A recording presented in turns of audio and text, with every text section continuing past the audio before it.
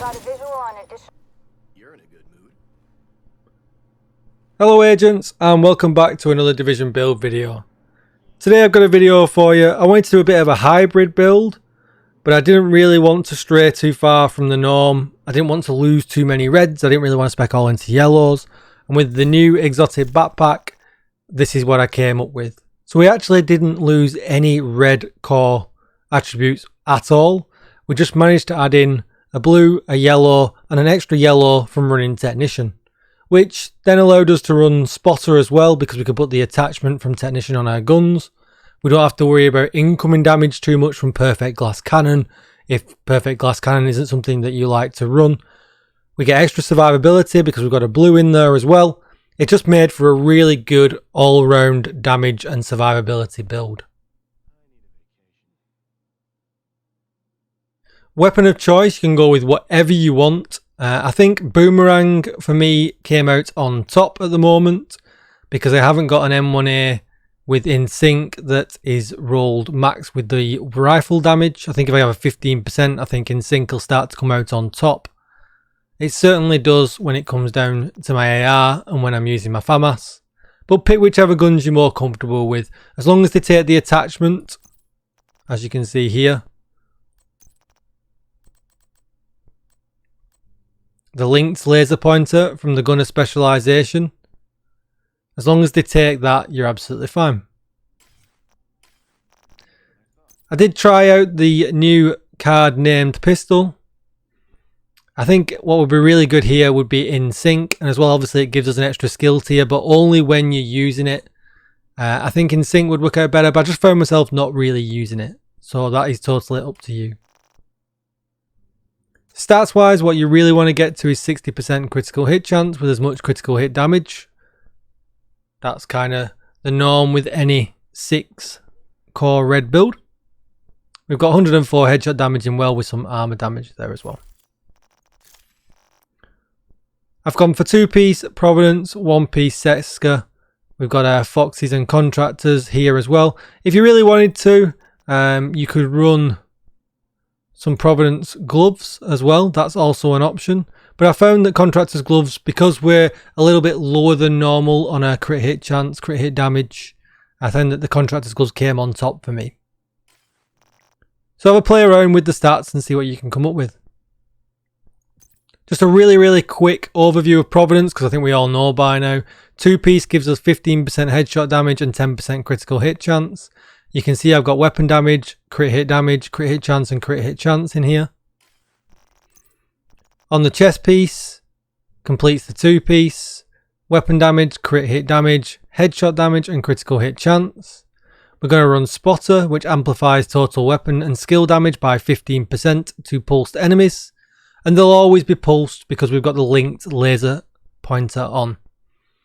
And that highlights another kind of combination with this build, because our drone is actually level 2, and when we point at the enemies and we pulse them, my drone is also getting an extra 15% weapon damage on top of that. So it's not really all about your damage numbers from your guns. We're getting a lot of damage and a lot of distraction from having our drone out as well. That's why I certainly think that running an in-sync M1A with max weapon damage would definitely beat out the Boomerang one.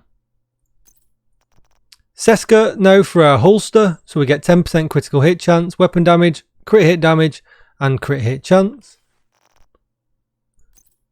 Gloves, Contractors gloves, max rolled. The LMG damage we're not bothered about, we're using these for the 8% multiplicative damage to armor with critical hit damage and weapon damage. And then some Foxes, weapon damage, damage to target out of cover and some critical hit damage.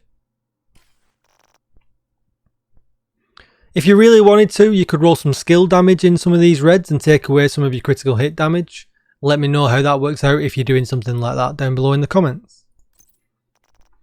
But we are using the new Memento backpack, and this really makes it all possible. You've got to play aggressive with this because you need to pick up the drops from this from when you get a kill for this really to work. I think really Vigilance is probably going to come out on top from a general shooting point of view. But when you got to take into account is we're getting a lot of skill damage and we're getting some survivability as well. And I think that evens the odds. It certainly feels like it when you play with it. So I've got a really well rolled Memento. I've thrown in a critical hit damage in the mod slot. And then the talent is kill confirmed. Enemies you kill drop a trophy on death. Collecting trophies provide both a short and long term buff. The first of which scales with the number of core attributes equipped and lasts 10 seconds. So our core attributes are all red. So we're going for extra weapon damage. For every trophy collected, you gain an additional 1% weapon damage, or 1% skill efficiency, or 1% armor regeneration, which we're not bothered about any of that. And the maximum stacks is 30 stacks. So it's a lot of extra damage, and especially if you're consistently collecting the trophies all the time and you're playing very aggressive, it works out really, really well. And just a very quick look at my skills. I'm using the shield, as you can see, with shield health, holstered regeneration, and some active regeneration. I like using the drone because it moves with you. And as you can see, I've got some duration mod in there, some health, and some damage. You can see that comes out at a tier 2 because of our backpack and our specialization, which gives us 40% striker damage and 140% extra health.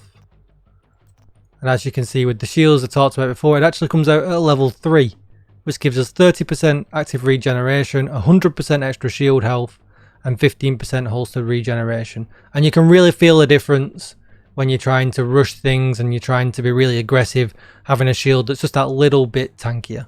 It's really, really nice. Just so you can get a very, very quick look at numbers, I'll just run into the range. And I'll put a little bit of gameplay at the end of this video as well, just for you to see.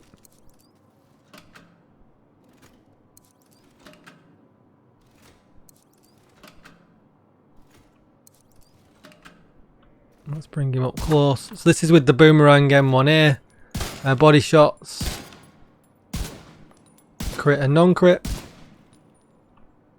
And then if we're going to look at the headshots,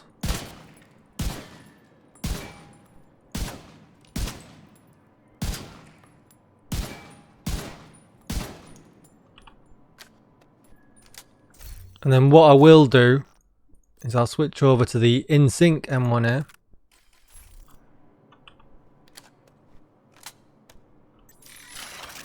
Send the drone out over there. As you can see, really, really similar with this M1A, which isn't actually, rolled as well. So I think if you've got a really good in-sync M1A, or you're using an in-sync FAMAS, or another kind of in-sync weapon, you're probably going to come out on top.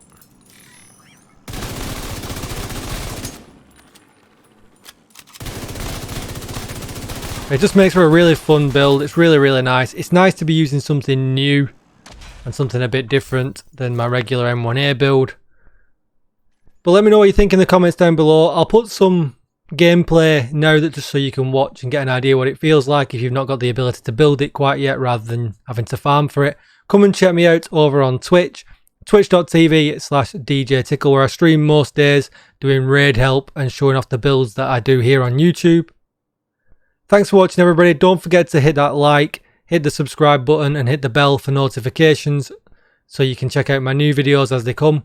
And I'll see you in the next one. Thanks for watching, everybody. Goodbye.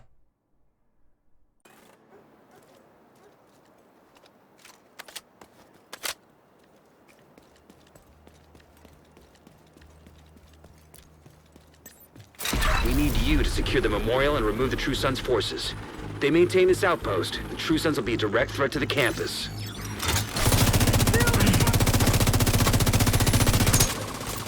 You all heard it!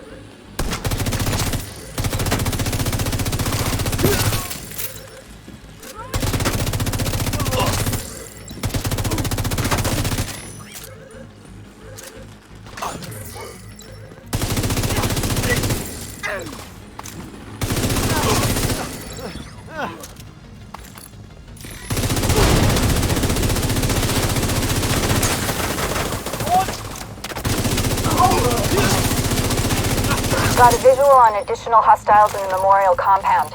They're moving south. There's a gate between you. It looks closed from here. Agent, you'll need to find a way to open that gate.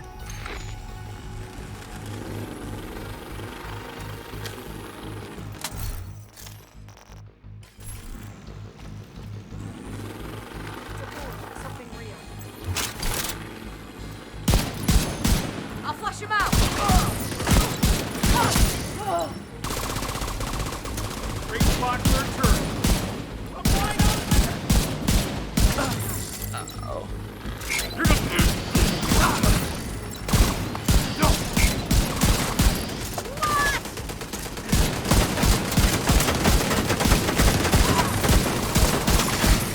Incoming backup request.